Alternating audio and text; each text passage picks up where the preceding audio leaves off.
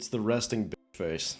That's what it is. It's you talking to your phone, making videos for social media that makes men not want to approach you. This stuff is so easy, man. Like seriously, man, this stuff is so easy, but it just never clicks for a lot of these chicks, man. It just doesn't. You don't look approachable.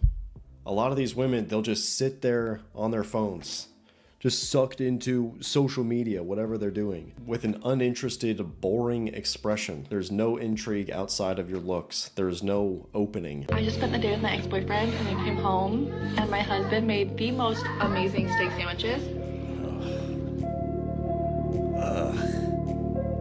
Did she say husband? Came home and my husband made the Brother man, what are you doing, dog?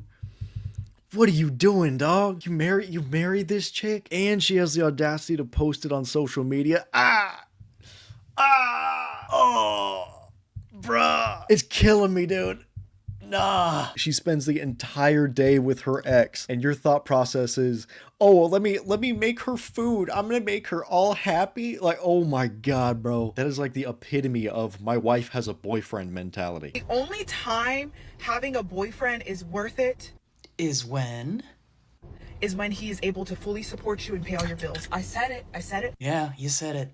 But wouldn't it just be so much easier to admit that one is broke and can't actually handle being an adult and paying one's own bills? He's not your husband. If you're gonna be a girlfriend to someone, he needs to be paying all your bills. Otherwise, why is he there?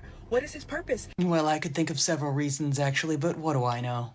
If he's not, he's just a boyfriend. Meaning if he leaves you, and a boyfriend is not a legal title. Congratulations for figuring that part out. If he leaves you and promises you marriage, leaves you with nothing, you get nothing. At least they understand the basics. But if he's paying all your bills, you're able to save money, you're able to invest into businesses that you want to do. If he leaves you, you're leaving with something else at the end of it. Another example of a strong, independent woman who can stand on their own 2 feet. Not at all a gold digger. But to date a guy and be someone's girlfriend for free? Is it just me, or is some women completely lost when it comes to actually understanding what the concept of dating is? Being someone's girlfriend is not worth it, okay? No. If you're gonna be a girlfriend, he needs to be paying a bill or two. These bills are due. I'm not usually anyone's girlfriend, but I'll make that exception for you if you're willing to pay some bills. If you're willing to pay a bill or two. Okay, for this one, I actually want to play devil's advocate for the sake of making this more interesting, okay? If you think about it, it kind of makes sense. Women today have essentially turn themselves into the men that they want to date, okay? So they provide for themselves. They do. If they're making an okay income, they don't necessarily need that man's provisioning. And that's just one of the reasons why you see women with these ridiculously high standards nowadays. You know, they look for that six-figure guy because honestly, that's kind of what it takes to have a normal, somewhat traditional dynamic. Because right around that 100K mark is when you're actually able to take care of multiple people. And for average women like this, a lot of them, they don't necessarily bring femininity to the table, you know? Just hearing her talk, just being brutally honest. She's going to come to those guys that are making that 6 figures and be like, look what I bring to the table. I have 2 degrees. I've been working this job for 10 years and I make 50K a year. To the guy that's making a good amount of money, why would he care? How is that making his life better? So basically the way I see it is you'll have about 10% of the population. These are super rough numbers, but roughly 10% of the population that's even able to have a somewhat traditional dynamic, because average women aren't able to obtain these super high status guys that are the 10% plus guys because they simply just don't qualify. And the average guys won't be able to get with average women because average women see average men as beneath them. So what you'll have is just a bunch of individuals. You'll just have a bunch of individuals that are working their dead-end jobs for the rest of their lives. I really don't want to sound like super doomer, but dude, this is, tell me I'm wrong. Truly, tell me in the comments if I'm wrong. Give me a different perspective of how to disprove this. It's not only how to disprove this, but how do we go from here? Do you think women are going to change their minds from this stuff when they think they have to settle for less? Bro, come on. 2030, 60% of women between the ages of 32 and 50 are going to be single. Wow. Yes. That's huge. Huge. Huge, huge, huge. And it's because women are just evolving, doing the work. They've got careers, but they're also doing the inner work. Most men out there are not doing any work. I know a lot of guys. So I think it's time for men to really step up. That's your conclusion to that? She's saying 60% of women ages 32 to 50 are going to be single. And her conclusion is, yeah, women are just these empowered boss babes and they're evolved beings. Evolving means you're turning into something more. You're now a stronger being. But bro, what species evolves into a species that goes extinct? None of them. They don't do that. This is a regression. If your mindset doesn't lead towards being in a relationship, building a family, that is anti-evolution. Your genes will die out. Oh, the delusion.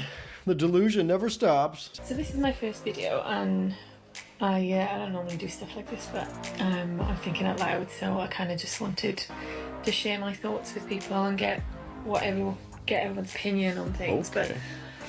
But I've been single for a while, and I am just wondering why we are all struggling to meet someone, because there seems to be loads of people that want to meet someone. There's more ways now more than ever to meet someone, and even though it's the standard of it's too easy now and there's too much choice and all that, I just find it really bizarre that we just everyone seems to want to not be single. Like, you see all these videos online, and yet everyone as well can't. Everyone seems to be dating wrong or doing something. I don't know what it is. I know I must be doing something wrong. So I just kind of want to know what everyone's thoughts are as to why there are so many great people, especially in the mid, sort of 30s to right up to early 50s, pool, that want to meet someone, but the dating game is just brutal. So yeah, please share any thoughts and only kind ones, because this is my first video. She wants me to be nice, okay? So let me up the gentleman a little bit, and let's use our gentlemanly skills, okay? Let us not be crass. For some women getting back into the dating market, especially if they were in a long-term relationship, which is the case for a lot of women, they'll usually get into a long-term relationship around that 29, 30 year mark, be in a relationship for about 7 to 8 years, get divorced, and then they have to go back out into the dating market. Now, here's something that is absolutely huge: the advent of dating apps. If you haven't used dating apps before, if you were used to this whole kind of old world dating where, you went to a bar, some guy chatted you up, you get his number, you go on a few dates, and boom, you're husband and wife magically, that is basically gone. Most people meet each other through dating apps nowadays. And what happens when women age, the thing is, the dynamic switches. And it switches around that 30-year-old mark, where in women's 20s, their value was way up here and they were really doing great. They could get with basically any guy they wanted, and they were almost more picking the men. But what happens when she turns 30 and gets a little bit older, now the men are the ones that are able to choose. And the whole dating apps thing, dating apps don't want you to get into a relationship, because when you're in a relationship, you don't use their apps. So they will intentionally match you with people that they know will be subpar for you. Maybe you'll get a week-long fling from it or something like that, but then after that fling, you're back on the dating apps doing the exact same thing, and then they send you that exact same subpar person again. So they want to keep you in this constant cycle because obviously they want to make money. So long story short, you basically fumbled the bag. If you were in a long-term relationship before you got married, you got kids and all this kind of stuff, you were winning back then, but now you're down. I was being a gentleman, guys. All right, I was trying my best.